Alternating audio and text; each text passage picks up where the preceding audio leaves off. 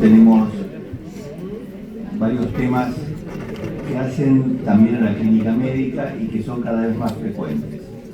Recién conversábamos con el doctor Ortiz Frágola, que es un destacado psiquiatra de la ciudad de Buenos Aires, un amigo de la casa, con mucha experiencia en el manejo de situaciones conflictivas, que muchas veces el primero que toma contacto con este paciente con situación conflictiva es justamente el médico clínico o el médico incluso de guardia, atendiendo a un paciente con un cuadro confuso, con un cuadro de gran angustia, con una ideación suicida. Y entonces, ¿qué tenemos que hacer? ¿A quién tenemos que prestar atención? ¿Qué signos hay para que nos demos cuenta si va en serio o no va en serio? Cosa que muchas veces no es sencillo. Por otra parte, más de un lugar que seguramente ustedes trabajarán, da necesidad de la consulta psiquiátrica muchas veces no está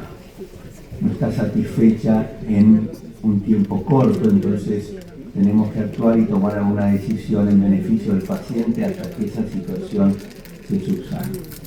Así que, Enrique, un gran desafío para nosotros escucharte y aprender de vos.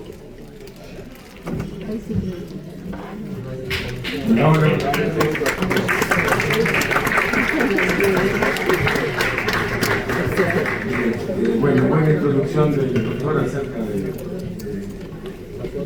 las vicisitudes que se dan en la vejez, la depresión, el envejecimiento, el suicidio, pero también en las fiestas electrónicas, en donde una enorme cantidad de jóvenes se meten en la cabeza, vaya a saber qué, porque no hay un laboratorio que haga con exactitud una distribución proporcional de los diferentes componentes. Por un lado está la urgencia que supone el cuadro agudo, pero después los psiquiatras terminamos haciendo muchas veces tomografías o resonancias magnéticas, las lesiones ya más definitivas que un exceso de anfetaminas a raíz de una vasoconstricción a nivel encefálico provoca aparecen lesiones bastante más difíciles de manejar y de controlar. Vamos a tener dos charlas. La primera está dirigida como objetivo principal a meter el tema de la enfermedad mental en medicina. Hecho curioso, el término enfermedad mental tiene un significado bastante estigmatizante, ¿no? Es decir, en plena discusión entre dos personas, cuando uno está enojado con el otro, le dice que es un enfermo mental, no le dice que es un enfermo renal. Los indigestivos, no es un enfermo mental. E incluso muchos de los términos que se utilizan en la nosología o en las prácticas psicológicas, psiquiátricas, adquieren también una connotación negativa. Lo cual tiene que tener, es una forma de entender lo que significa la estigmatización inevitable de portar una enfermedad mental. La idea es transmitir un poco la importancia y la significación que las enfermedades mentales tienen en medicina. Y como último punto hoy vamos a hablar de una de las patologías más frecuentes, un grupo de patologías mentales muy frecuentes en donde lo que predomina es una perturbación del estado del ánimo, donde aparece una tristeza que no es sana, sino que es una tristeza patológica, y en medicina cuando hay tristeza patológica hablamos de depresión. Pero bueno, iremos a la depresión más adelante, pero empecemos con lo que significa esto de la enfermedad mental. Y la pregunta es, hay un aparato mental, hay un aparato cardiovascular, hay un aparato digestivo que tienen diferentes manifestaciones en la vida cotidiana, en la salud y en la enfermedad. Y hay un aparato mental que también se manifiesta de muy diversas formas. En el recién nacido, las manifestaciones de salud mental, salud del aparato psíquico, son puramente somáticas. A medida que el individuo va creciendo, empieza a organizar sus conductas y sus comportamientos. y son indicadores de salud o de enfermedad mental. Y llega un momento en donde el individuo continúa con su crecimiento y adquiere la capacidad de verbalizar. Y esto de verbalizar, poder expresar con palabras las cosas que siente, que piensa, que cree, supone un desarrollo importantísimo desde el punto de vista biológico. Supone desarrollar la capacidad para tomar conciencia y poner en palabras de lo que pasa dentro de uno, o para reflexionar sobre lo que puede estar pasando en la persona que nos acompaña.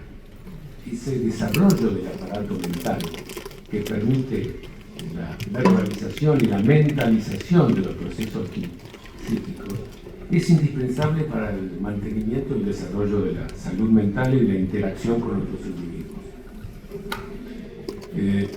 El tema es cómo objetivar el dolor. Es muy difícil. Cómo objetivar la tristeza, el enojo, la rabia, la alegría. Hablábamos hace un ratito con uno de sus colegas acerca de, la conducta de un paciente que tenemos en común, si es una conducta de alguien que está activo y motivado, o es alguien que tiene alguna alteración endógena que lo lleva a tener una hiperactividad patológica, una disposición a la planificación poco sensata y alejada con el sentido común. Resulta muy difícil, no hay un tristómetro, no hay un angustiómetro. Es muy difícil objetivar incluso una conducta. Las manifestaciones somáticas pueden ser bastante objetivadas. Así todo, muchas veces los escucho a ustedes discutir si este paciente es hipertenso, no es hipertenso, es anémico, no es anémico, y mucho más difícil determinar si lo que tenemos enfrente es un individuo que está triste por alguna circunstancia de la vida, o lo que tenemos por delante es alguien que está más que triste, que está deprimido. Y tiene una angustia que no es una angustia saludable, sino que es una angustia patológica, que está enojado o que está patológicamente irritado o es violento. Objetivar la enfermedad mental es muy difícil, y eso hace que el diagnóstico diferencial en psiquiatría sea también bastante complicado. Hay una variable que ustedes también utilizan en la clínica, y es no quedarse con la foto, sino ver la evolución de la patología en el tiempo, la cronología de la evolución del cuadro es muchas veces el elemento que nos permite llegar al diagnóstico definitivo. Porque en muchas ocasiones ustedes como médicos de urgencia lo pueden llamar para ver a un paciente que solamente tiene fiebre. Cuando les pregunta qué tiene, lo único que pueden contestar es fiebre. Y si empiezan a considerar cuáles son las diferentes posibilidades, realmente pueden agotar un libro de clínica médica, y entonces hace falta una observación cercana y atinada para ver cómo evoluciona en el tiempo ese cuadro febril, que puede responder a diferentes causas.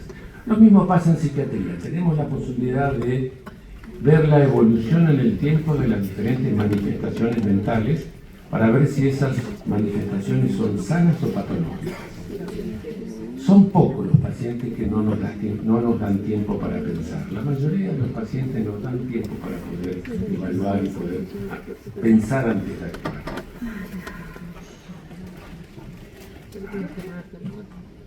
Pregunta difícil. Es estar sano mentalmente. Puse aquí la definición de la OMS. Y puse aquí algunas palabras, subrayé algunas palabras que creo que valen la pena. Con un estado de bienestar solamente no alcanza para decir que una persona está sana. Distribuir marihuana en toda la población no hace a la salud mental, pero sí es cierto que se necesita una dosis de bienestar para que podamos decir que el individuo tiene una de las características que hacen a un funcionamiento saludable.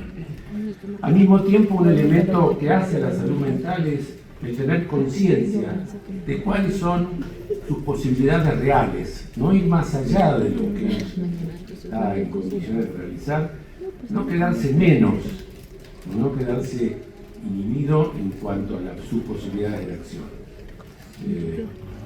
Vamos a ver después un evento clínico patológico muy frecuente que ocurre entre los 15 y 19 años en la adolescencia, adolescencia, que es una etapa de la vida en donde la conciencia de las propias capacidades está fuertemente influenciada por el mundo afectivo y el mundo emocional. Bueno, esta es la etapa de la vida en donde la principal causa de muerte son los accidentes. Con lo cual, tener una saludable conciencia de lo que se puede y lo que no se puede es absolutamente necesario para que podamos decir que el individuo tiene un funcionamiento mental saludable y maduro. Cuando ponemos trabajar, nos referimos a, puede ser trabajo mental, puede ser trabajo físico, puede ser trabajo.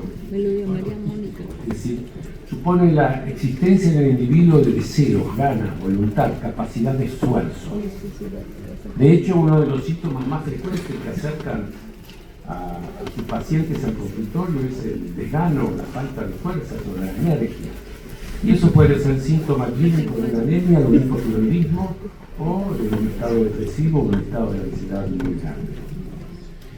Y un elemento que hace a la salud mental y al desarrollo maduro del aparato mental es la capacidad de desarrollar la posibilidad de disfrutar aportando algo a otros.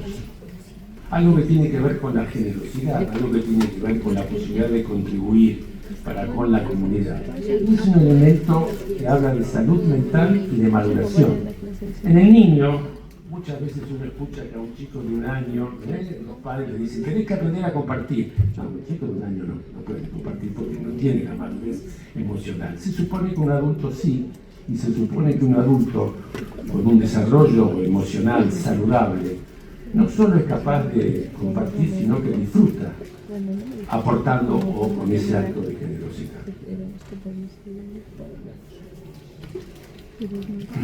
Las enfermedades mentales son afecciones del aparato psíquico. El aparato psíquico es producto de la actividad cerebral. La actividad cerebral está modulada por muchas instancias, pero si no hay cerebro vivo, no hay aparato psíquico. Si no hay cerebro vivo, no hay aparato mental. Y las enfermedades del aparato psíquico dan lugar a perturbaciones en distintos procesos que tienen que ver con la cognición, con la emoción, con la conducta, con el comportamiento y también con la vida somática, porque recordemos que una de las primeras manifestaciones de la vida del aparato mental se volcaba a nivel corporal, a nivel somático. Entonces, es muy frecuente que muchos de los individuos que están portando o iniciando algún tipo de trastorno a nivel del funcionamiento de su aparato mental tengan manifestaciones físicas de su trastorno y eso lo lleve a la consulta con un médico clínico. Mucho más si observamos que en ciertas ocasiones, cuando se hace una evaluación clínica para investigar las eventuales causas clínicas pueda tener una perturbación somática, muchos pacientes se ven desilusionados porque los resultados de laboratorio dieron bien o los estudios han dado bien, y entonces se quedan preocupados porque es mejor tener alguna afección clínica, somática, que tener una afección mental. De hecho, indicarle a alguien que vaya a ver a un psiquiatra muchas veces genera la respuesta automática. Yo no estoy loco, usted me está diciendo que yo tengo una enfermedad mental, ¿cómo me dice semejante cosa? Volvemos a la estigmatización. Cuando hablamos de enfermedad mental, suponemos el conocimiento de una etiopatogenia orgánica. Yo puse clara, la OMS dice clara, yo dudo, más o menos clara, porque todavía tenía un muy gran profesor de farmacología que hasta hace no mucho me decía que sabíamos de la neurobiología lo mismo que sabemos del universo, ¿no? Todavía hay mucho por descubrir y conocer, pero bueno, hay algunos principios, algunas teorías que explican por lo menos el último eslabón para la manifestación de los síntomas. El concepto de trastorno que anda dando vueltas por allí lo utilizamos más para intercambiar opiniones porque esto tiene que ver con los manuales de clasificación de trastornos mentales. La Asociación Mundial, la Asociación Mundial de Psiquiatría, la Asociación Americana de Psiquiatría, en fin, distintos grupos académicos han desarrollado sus diferentes manuales en donde no se pone tanto el foco en en lo que es la etiopatogenia, sino que se pone el foco en la clínica para definir cuadros. Esto permite intercambiar información entre colegas, porque hasta hace no mucho las enfermedades tenían nombres propios y había una gran confusión en la designación de un cuadro. En cambio, cuando uno dice trastorno depresivo mayor recidivante con recuperación parcial, episodio único, todos sabemos a qué nos estamos refiriendo, y esto permite un lenguaje común y poder realizar estudios de investigación. Y la psiquiatría se ocupa de esto, de intentar, prevenir, estudiar, tratar y, lo más importante, rehabilitar a aquellos individuos que han tenido algún tipo de afección o enfermedad mental. Lo que les decía hace un ratito, no se estudia de los manuales de clasificación de las enfermedades psiquiátricas, no se estudia oncología de la clasificación de NM de los tumores, pero sí se utiliza esa clasificación para poder organizarnos y poder tener un lenguaje en común. Dos distorsiones bastante comunes y bastante frecuentes para con la psiquiatría. La primera es considerada algo así como música, dibujo o religión en el colegio. Es una suerte de disciplina light que no tiene demasiado fundamentación científica y que es puramente benévola, en donde solamente el abrazo, el cariño y el beso son suficientes para provocar alivio. Ninguna enfermedad mental se cura con abrazos o con besos. Se necesita un buen trato, un trato benévolo, por supuesto que sí, pero cuando el ánimo no se modifica con un abrazo o con una compañía es porque estamos ante un evento que va más allá del control cognitivo o el control por el entorno. Del otro lado, mostrar un poco la grieta, sí, del otro lado muchos médicos, miembros de la comunidad, tienen la otra mirada, la idea de que la psiquiatría es una disciplina que se ocupa de quitarle la libertad a los individuos, restringe las libertades individuales, los empastilla, los llena de sustancias no naturales. Pareciera que los fármacos que vienen en la marihuana, la cocaína, son sustancias naturales, no así las benzodiazepinas o los antidepresivos. Que la psiquiatría es una disciplina represiva que le quita libertad al individuo.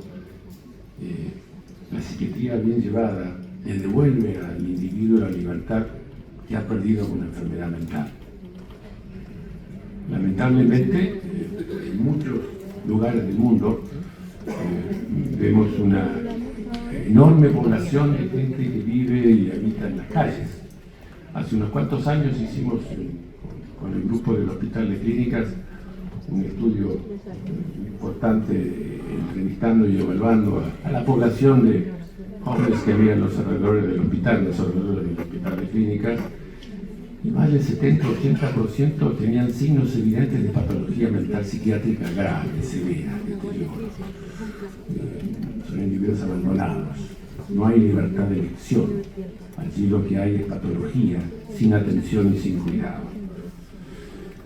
A veces debemos emplear los psiquiatras para tratar patologías severas, tratamientos drásticos, tratamientos que significan el empleo de fármacos o de recursos terapéuticos físicos que tienen eventualmente potenciales efectos secundarios serios. No creo que haya algún fármaco que no tenga potenciales efectos secundarios serios.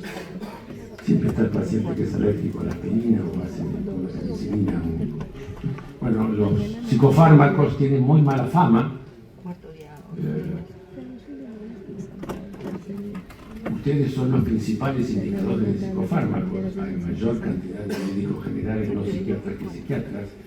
Y la industria farmacéutica los enfoca a ustedes como objeto de venta de sus productos. Por eso es importante no que no indiquen psicofármacos, sino que indiquen los psicofármacos que conocen. No hace falta conocer todo el barrio médico, no hace falta conocer 3 o 4 números. Y con eso van a poder ayudar mucho. Y en ciertos cuadros, se requiere internar un paciente, como se requiere internar un paciente para operarlo. nadie se le ocurre. Hay gente que está teniendo chicos en la casa y después los llevan corriendo a la mayoría a la guardia más cercana. Pero a nadie se le ocurre hacer una intervención quirúrgica en un dormitorio. Y sin embargo, cuando los médicos psiquiatras indican internación, no, pero va a estar internado con gente que tiene enfermedades, con problemas, y sí. En un servicio de cirugía hay pacientes operados, en un servicio de infectología hay pacientes con infecciones, en un servicio de etcétera, etcétera, etcétera. Porque allí el personal está entrenado y hay ocasiones en las cuales sí la internación se puede llevar adelante por las características clínicas del cuadro en una sala clínica común, pero hay otras circunstancias en donde se requiere un centro de alta especialización para controlar una patología que, si no cuenta con esa infraestructura física y de personal entrenado, puede llegar a descompensarse. Y la internación psiquiátrica es un recurso que salva muchas vidas. Los tratamientos físicos todavía continúan utilizándose en psiquiatría para ciertos cuadros excepcionales. La terapia electroconvulsiva es una alternativa terapéutica que la mayoría de ustedes los hace levantar los ojos y pensar que este es un represor que hace tratamiento de esa naturaleza. Los centros psiquiátricos del primer mundo se siguen utilizando esta alternativa, por suerte cada vez menos, pero porque han aparecido recursos que tienen menor riesgo y son mucho más fáciles de emplear. Pero sigue siendo eventualmente una instancia terapéutica que con mucho cuidado y en centros especializados se realiza de forma cotidiana.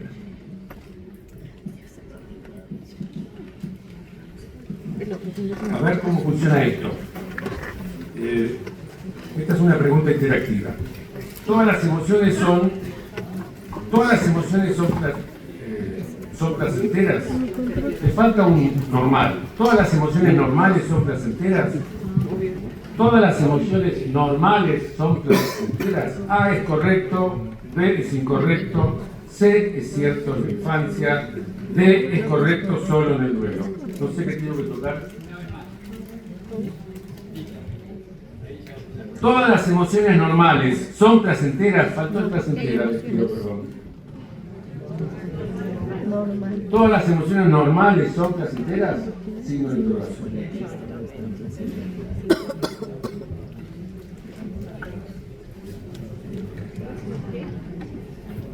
¿Por qué me sale los 41?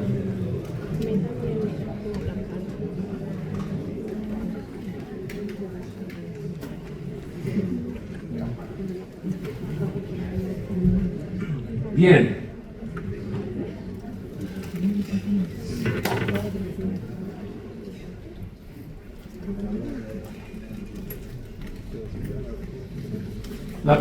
La respuesta correcta es la B, es incorrecto. Hay muchas emociones absolutamente saludables y necesarias que son displacenteras.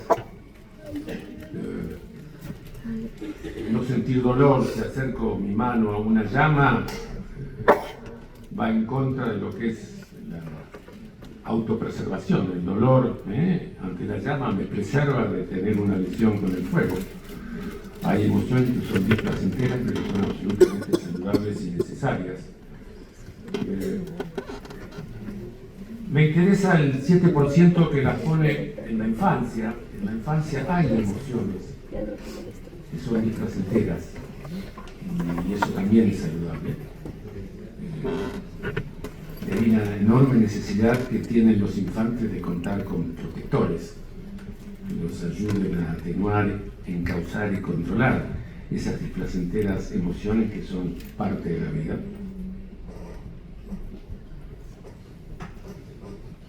Esta película es fantástica, yo no sé por qué la hicieron Pixar y Disney, no tengo idea, pero la utilizamos en la facultad como biografía sugerida, porque es una de las que utilizamos, porque aquí se muestra de un modo muy claro, ¿no? La alegría tiene gran prestigio. Tremenda exigencia la de los padres para con los hijos que pretenden que estén todos los días alegres y contentos. Tremenda exigencia la que nos autoimponemos de ser felices las 24 horas del día.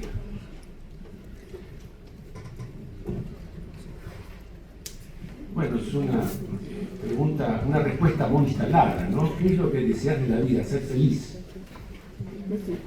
La felicidad como único objetivo por encima de cualquier otro meta o cualquier otra motivación.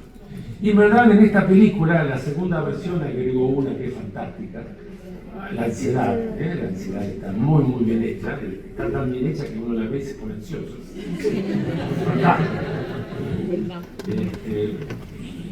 Y son todas emociones absolutamente saludables en determinados momentos y ante determinadas ocasiones.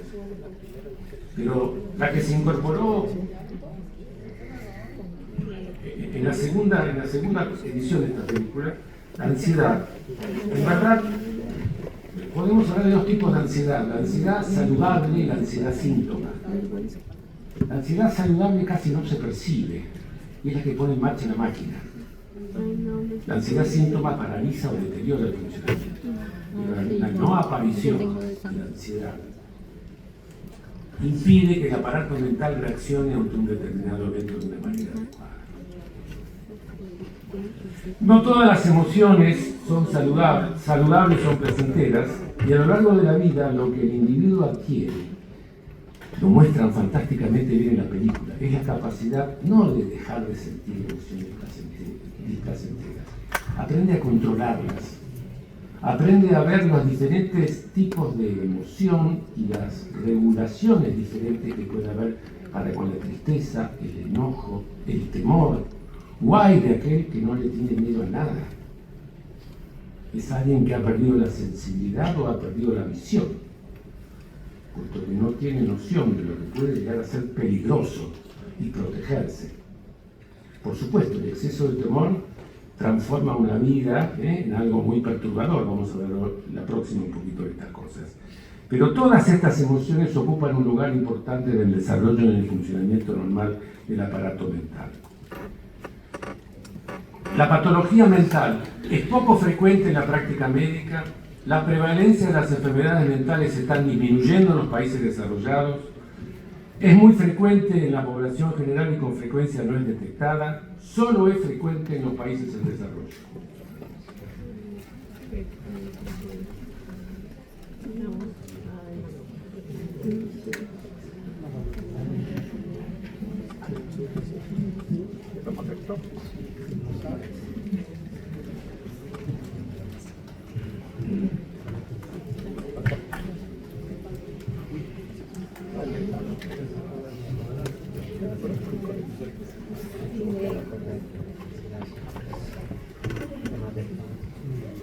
Sí, la patología mental es muy frecuente y el problema es que hay una enorme cantidad de patología mental que no es detectada.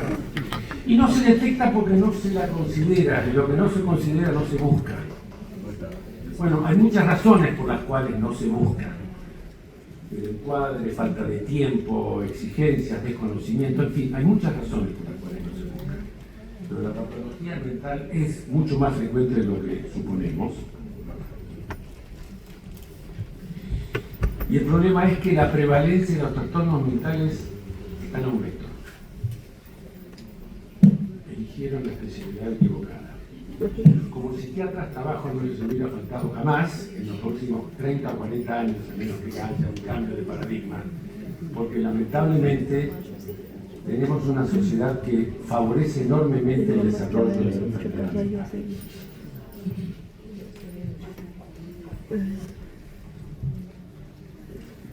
Dato que me interesa porque los toca a ustedes.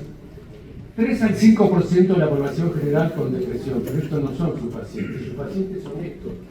Y fíjense la cantidad de depresión que hay en el consultorio y la cantidad de depresión que hay en las salas de internación. Por supuesto que en algunos servicios hay mucho más todavía. Seguramente los servicios de oncología o los servicios de pediatría, o en fin, los índices son mayores, pero es mucho, 1 de cada 10. 2 de cada 10. En esta sala de internación hay mucha gente que tiene una enfermedad depresiva y en la mayor parte de los casos no está detectada. Los trastornos de ansiedad son la patología psiquiátrica predominante de la población general. Esto va subiendo y aumentando. Hace un ratito comentaron acerca de las fiestas electrónicas. En Canadá se legalizó en todo el país el consumo de marihuana. En los últimos 10 años las internaciones psiquiátricas en Canadá aumentaron un 150%.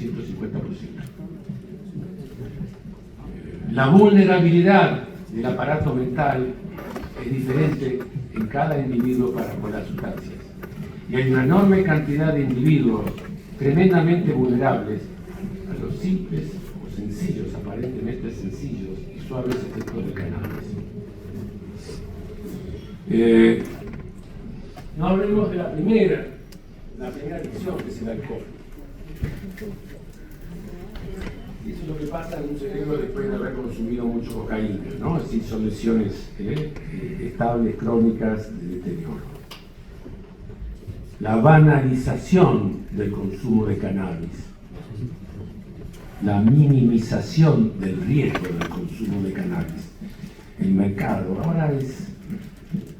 la gente a uno, si lo ve con un cigarrillo, lo mira mal. Si lo ve a uno con un cigarrillo de marihuana, le dice que buena onda. Una cosa así. Los trastornos psicóticos existen y la esquizofrenia se da. Hablaban hace un ratito de gerontología. Bueno, el trastorno psiquiátrico más el trastorno cognitivo resulta a veces una combinación difícil de manejar. De esto vamos a hablar la próxima, del delirio o confusión mental, que es un evento clínico bastante frecuente en determinadas poblaciones. Aquí lo que algunos pusieron como que en las emociones placenteras y las displacenteras no se dan en la infancia. Atenti. En la infancia hay patología mental. Más del 50% de las patologías psiquiátricas del adulto, más del 50% de las patologías psiquiátricas del adulto arrancan antes de los 14 años. Cuando hacemos la historia de evolución vemos, bueno, se da en psiquiatría lo que se da en cualquier especialidad, ¿no? Cuanto más precoz es el tratamiento, más controlable es la evolución y el tratamiento es más eficaz.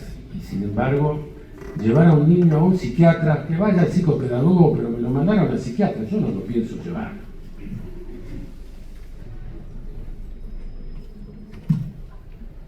Esto es UNICEF y otra fuente.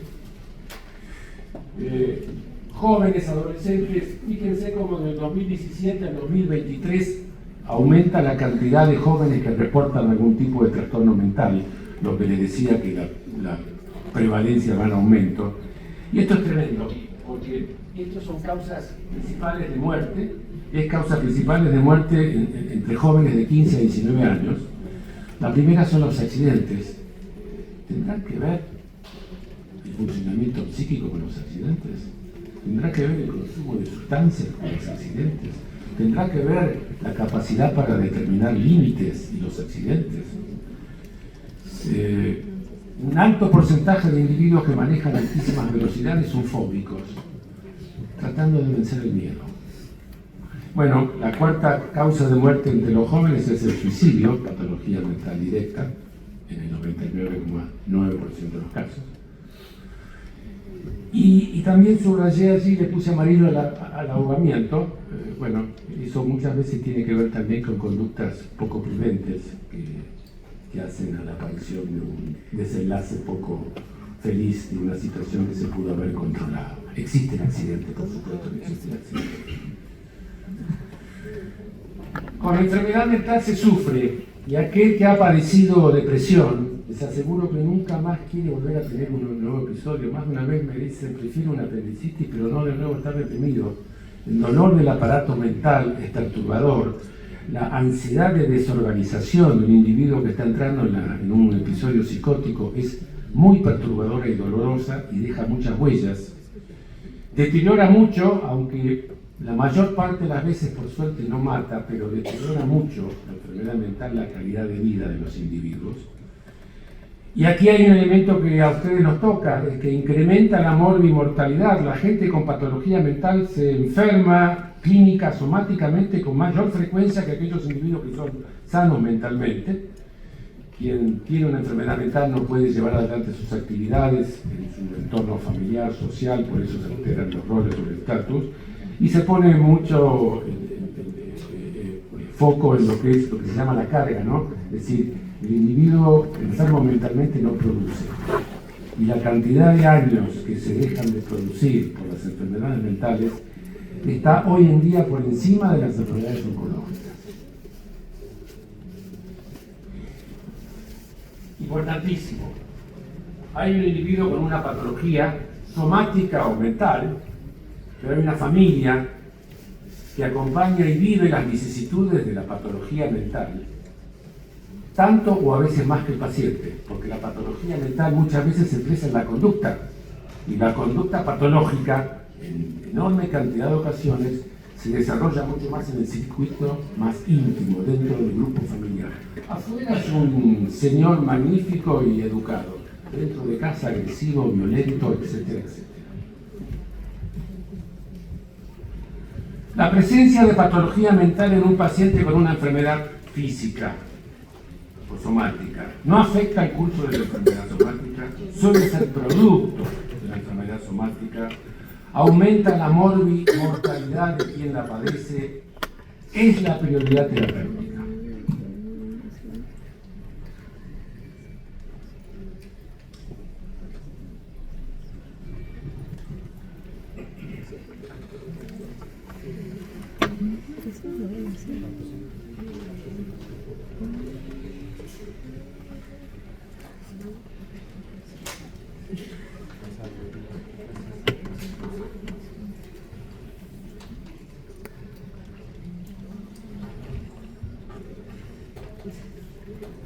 Aumenta la mortalidad. Es una combinación muy poco saludable, muy poco recomendable, habitualmente no tenida en cuenta, lo cual empeora el pronóstico de la patología clínica.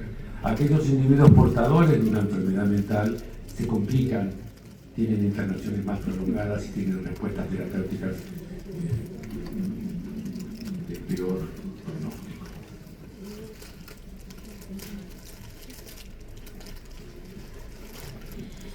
La presencia de enfermedad mental junto a uno asociada a la comorbilidad de patología mental y patología somática influencia de una manera desfavorable en la evolución y pronóstico y calidad de vida de muchos trastornos somáticos. La presencia de enfermedad somática empeora la evolución y el pronóstico de la enfermedad mental, es decir, la interacción mutuamente negativa, si la paramos, aumenta los costos de la asistencia médica. Cuidar la salud mental baja los costos, no se cuida la salud mental. Prolonga el tiempo de estadía. Los pacientes que tienen una patología somática y que están deprimidos o que tienen algún cuadro confusional de origen orgánico, pero con sintomatología psiquiátrica, también están mucho más tiempo internados y a veces con mayor complejidad.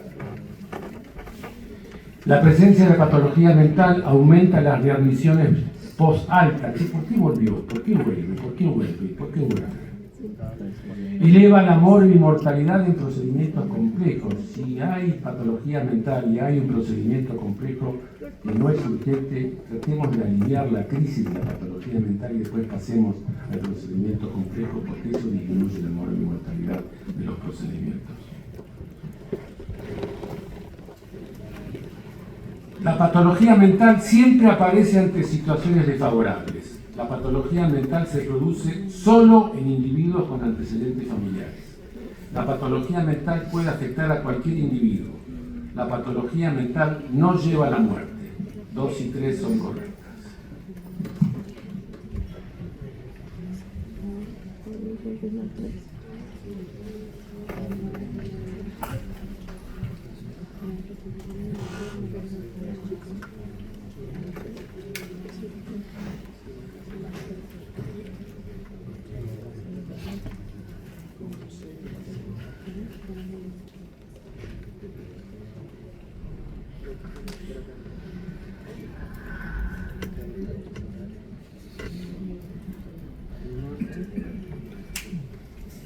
Todos podemos ser portadores o podemos padecer algún tipo de patología mental. No hay ningún tipo de población que sea inmune a la patología mental. La patología mental no aparece siempre ante situaciones desfavorables. Muchas veces, acuérdense del concepto de salud mental, ¿no? La posibilidad de afrontar las funciones de la vida. Muchas veces preguntamos a alguien que se ha descompensado psicológicamente o psiquiátricamente si pasó algo. Y la gente se sorprende porque no pasó nada. No hace falta que pase algo. Por supuesto, esto es como una prueba de esfuerzo, ¿no? Las situaciones desfavorables son como una ergometría psíquica para el individuo, que pone a prueba su capacidad para preservar la homeostasis. Si hay un aparato psíquico que no es demasiado suficiente, las tensiones cotidianas de la vida son suficientes para descompensarlo. Todos los seres humanos podemos padecer una enfermedad mental, afectan a la sociedad en su totalidad y no hay grupo inmune, ¿no? La patología mental es un lujo que se dan los ricos, ¿no? La patología mental es producto de la sociedad de consumo. En cualquier ámbito transcultural hay una rama de la psiquiatría que es la psiquiatría transcultural, que estudia la salud y la enfermedad mental en diferentes entornos y en diferentes culturas. Y las patologías están presentes en todos lados. ¿Hay grupos de riesgo? Sí, hay grupos de riesgo. La pobreza, no tener techo, el desempleo, creo que era Serrat el que decía, el hombre sin empleo pierde la dignidad. Bueno, es un esfuerzo, es un desafío muy grande, que exige mucha salud mental. Ahora, ¿el desempleo solo es suficiente para que aparezca patología mental? No. El desempleo más otra cosa. La violencia, la víctima de la violencia, bajo nivel de escolaridad, inmigrantes, refugiados, estos son suyos, los afectados por enfermedades físicas. Ustedes van a trabajar con pacientes con mayor riesgo de presentar o padecer enfermedad mental, maltrato, ancianidad, etc. Si somos personal de riesgo, no gozamos precisamente de altos índices de salud mental. Los datos arriba son de residentes, y el residente de primer año es el target, quien más vulnerable es a la presencia de patología mental. Fíjense, 45% de residentes con síntomas de depresión, 66% con trastornos de ansiedad. Fíjense cómo subieron los índices de burnout en la pandemia, pero no han bajado completamente después de la pandemia. Y para sorpresa mía, lo último que leí es que la medicina interna, los clínicos están incluidos, y lo conversábamos hace un rato, ¿no? Cada vez es más compleja la medicina, cada vez son mayores los adelantos. La sensación de soledad frente a un sistema de salud difícil, a pacientes exigentes, en fin, hay que cuidarse. El trabajo en la guardia, horas de sueño, no solamente lo que estoy enfrentando, sino, bueno, estamos destinados o preparados para dormir una tercera parte de nuestra vida. Se supone que dormir debe ser bastante importante para mantener la salud a todo el nivel, entre otras cosas de la alimentación. Y el nivel de formación sí da un recurso, ¿no? Cuando uno lo enfrenta con una situación que lo supera, eso descompensa, eso preocupa. Una de las manifestaciones del burnout es dejar de preocuparse.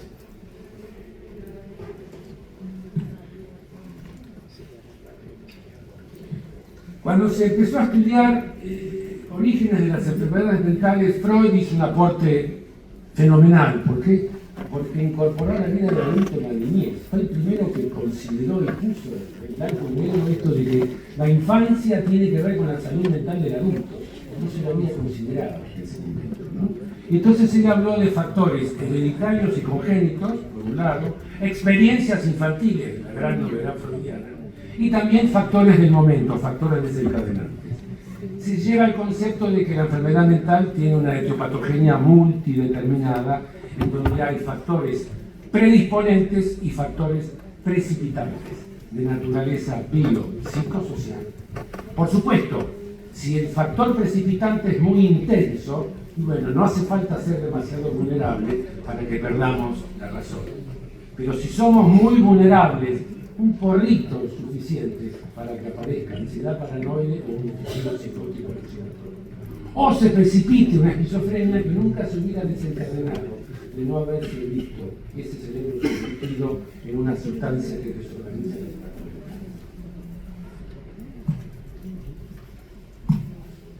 mental. No se trata de la visión benévola, inicial, amorosa de la psiquiatría, sino una verdad científica. La influencia primera de naturaleza biológica, psicológica y social en el desarrollo del aparato mental tiene que ver y se apoya en la relación madre-hijo. Sí, cuando yo cursé histología me enseñaron bueno, los profesores me enseñaban que no había reproducción neuronal en la vida adulta, hoy sabemos que sí hay diferencias. Pero esos 1000 días siguen siendo importantísimos para el desarrollo del aparato mental. Esos 1000 días que empiezan con la concepción, esos 1000 días que empiezan con la concepción son importantes para el desarrollo de un aparato mental saludable. No, la cosa es genética. Y aquí lo que vemos son los estudios de concordancia. Los estudios de concordancia evalúan qué pasa con los hermanos y qué pasa con los gemelos, ¿no? Con los que tienen el mismo ADN. Y si fuera 100% genética la patología, el gemelo tiene sí o sí la misma patología que el hermano. Eso sería concordancia del 100%, lo cual se da para determinadas patologías. Fíjense que en el autismo la concordancia es del 60%, TEA. Pero hay un 40% de chicos que tienen un hermano con un TEA y sin embargo son absolutamente normales. Porque este, que tiene la misma genética que el hermano, no hizo un TEA? Y este sí lo hizo. Epigenética. ¿Cuáles son los factores que potencian o neutralizan la predisposición genética? Fantástica llave para prevenir enfermedades. Epigenética. Epigenética de cáncer de pulmón. Tabaco y antecedente familiar, y tabaco y enfermedad coronaria, este que fumó se ganó el infarto y este que nunca fumó y mantuvo el peso, tenía la misma genética pero no se ganó el infarto. Se puede controlar una predisposición, Esta película es fantástica, no sé si muchos de ustedes también, no es vieja, soy vieja. ¿Quién quiere ser millonario? El objetivo, la base es un concurso de preguntas y respuestas y hay un chico que va avanzando.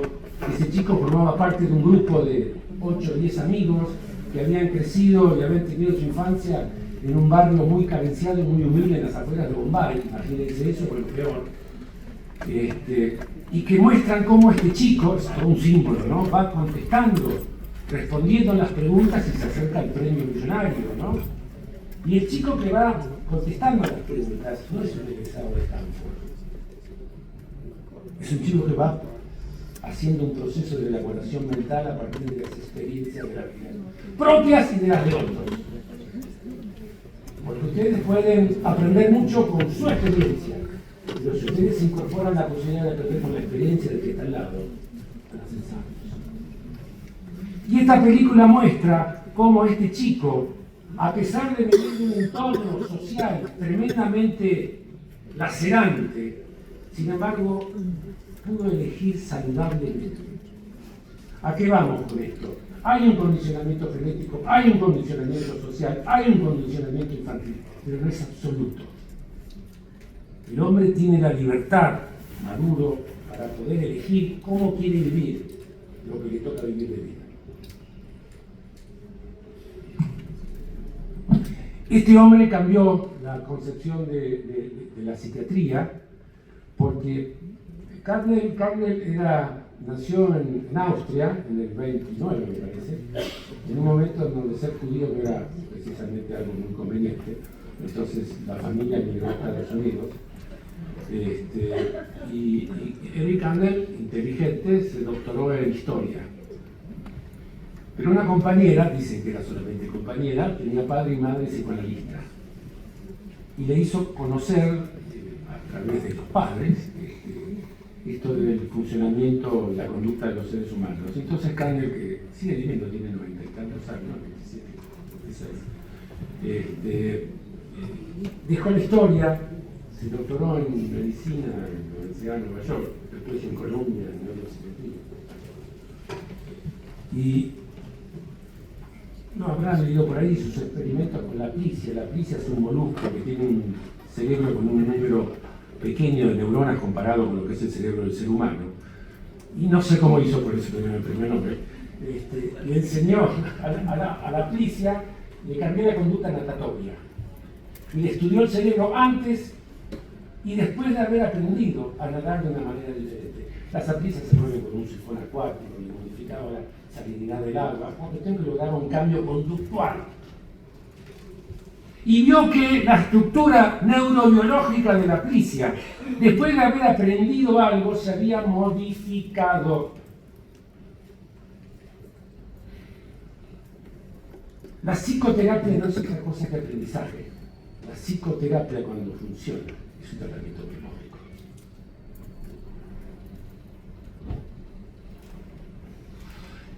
Carner hizo un aporte fenomenal porque, en base a esto que se llama plasticidad neuronal, pudo interpretar que las diferentes influencias que tenemos los seres humanos modifican nuestra neurobiología. El aprendizaje modifica la neurobiología. Sos así hasta que te decidas aprender una forma diferente de ser. Lo que pasa es que en esta especialidad hay muchas patologías, de las cuales el individuo que las porta no es consciente. Y esos son los más difíciles de tratar, porque no tienen mucha motivación para el cambio. Son las llamadas neurosis del carácter o trastornos de la personalidad. Cuando uno le dice y les menciona algunos de sus rasgos sintomáticos, particularmente expresados en su forma de relación, cómo se relaciona con el trabajo, con la gente y demás, en lugar de sentirse agradecido porque uno le dice, che, estás con inflamada la rodilla o tenés fiebre, hay suerte que me avisaste. No, cuando uno le señala ese síntoma caracterológico, lo viven como un ataque. Estos pacientes nos vienen, nos traen. Son difíciles de tratar. Pero cuando el humano se empeña y tiene noción de la ventaja, de la conveniencia y de la necesidad de cambio, el aprendizaje lo puede llevar a cambiar su forma de funcionar. Y ese aprendizaje modifica su neurobiología.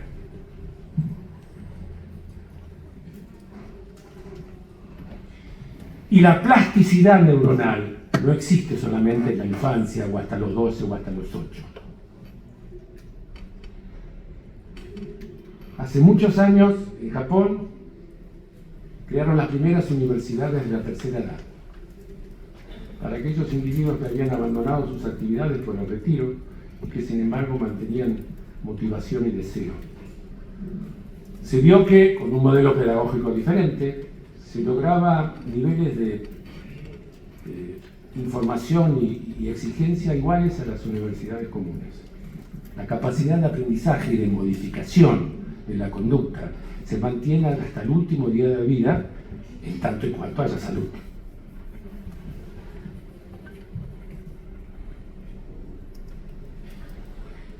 ¿Cómo se da el proceso para que, a partir de un comienzo supuestamente saludable y feliz, lleguemos a la aparición de la enfermedad mental? Arranca muy temprano. A veces hay cuestiones genéticas, a veces hay enfermedades gestacionales, a veces hay patología ambiental. ¿Es prudente mudarse durante el embarazo? ¿Es prudente viajar? ¿Cuál es el efecto que tiene la gripe o cuál es el efecto que tiene Bueno, las embarazadas no pueden ir a determinados lugares por la toxoplasmosis o algún tipo de patologías.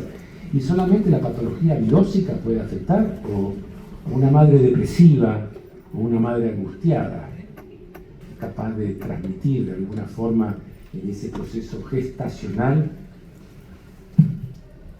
o conflictos en el vínculo que llevan a que esa vida se desarrolle en un ambiente en donde hay soledad, tristeza, enojo, maltrato, sustancia, soledad, carestía, agresividad, enojo, abandono, etc. no podemos decir que todas esas son emociones sumamente gratas y placenteras. En alguien tremendamente vulnerable, como aquel que se está formando, lo cual da lugar a que puedan aparecer, todavía no tenemos la máquina, esto es una cuestión técnica. Se están haciendo y se hacen muchos estudios genéticos del líquido amniótico para que la pareja decida si va a seguir o no con el embarazo en base a testeos y demás. Se busca el individuo sano y perfecto. Bueno, va a haber también estudios, falta mucho, que van a poder terminar. Detectar la presencia de anormalidad o afectación en el desarrollo del aparato psíquico, ya sea estructural o funcional bioquímica. Esto da como resultado que nazca un individuo que tiene una vulnerabilidad psicobiológica.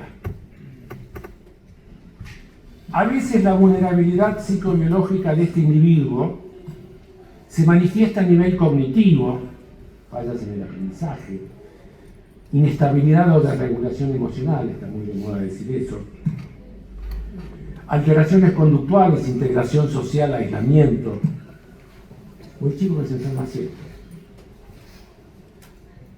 Es un chico frágil, es un chico, hace un ratito hablaban de la fragilidad en la vejez, en la senectud, ¿no? Bueno, el recién nacido también es frágil, el niño también es frágil. Y a veces pretendemos que los niños se elaboren como si fueran adultos en las situaciones de la vida. Puede permanecer así a lo largo de toda su vida, teniendo la sensación, él y su entorno, de que, bueno, él nació así, es así, no se puede cambiar. Error. Pero a veces sobre estos individuos que tienen y portan fragilidad, aparecen algún tipo de factor precipitante. Van a pensar que estoy en contra de las sustancias. Sí, estoy en contra de las sustancias. Aparece la fumata, aparece el éxtasis, aparece una infección, aparece un accidente, aparece la muerte temprana de uno de sus padres, aparece la migración, aparece la pérdida del trabajo de los padres, aparece divorcio en la familia, aparece fracaso escolar, abandono de novia, accidente de un amigo, pérdida de un amigo, infección generalizada, fractura de un factor precipitante que da lugar a que aparezca entonces un aumento de la sintomatología y la aparición concreta y manifiesta de lo que es la patología o enfermedad mental. En general, solemos quedarnos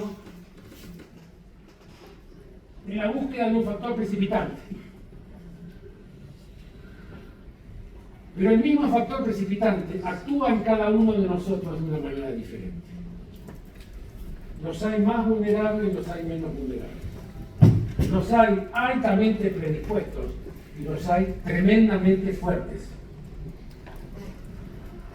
Pero atenti, hasta el más pintado es vulnerable, porque la condición humana es de vulnerabilidad.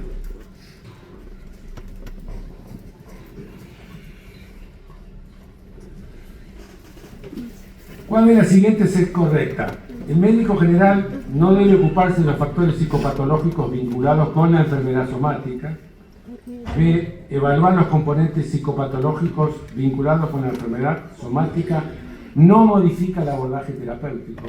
El médico general debe estar entrenado en psicoanálisis. El médico general debe considerar la participación de los factores psicosociales en los pacientes con patología somática.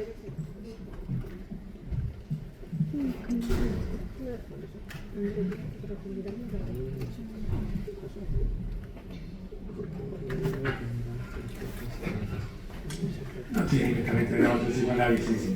Obvio que no. Obvio que no. Pero no hay psicoterapia más eficaz en medicina que la que ustedes pueden hacer. Los pacientes se van de su consultorio y lo que me comentan es: me saludó, me preguntó el nombre, me dijo que voy a andar bien, me revisó, no me revisó. Yo tengo un médico que revisa, ¿en serio? ¿Qué te dijo? ¿Te pidió el teléfono? ¿Se acordaba de vos? ¿Cuánto tiempo te dedicó? ¿Sabía o no sabía? ¿Hubo contacto? ¿Qué te transmitió? Estaba muerto, nada más. Estaba cansadísimo. No, estaba con ganas, estaba con buena disposición y lo interrumpieron 7 veces.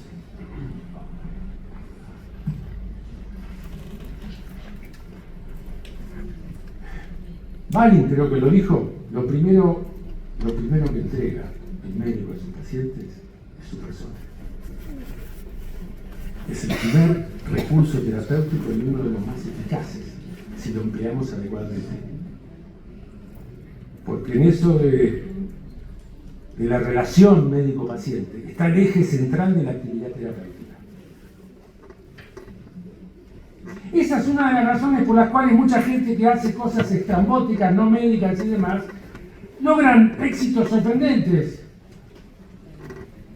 Porque logran transmitir y generar una disposición más que favorable.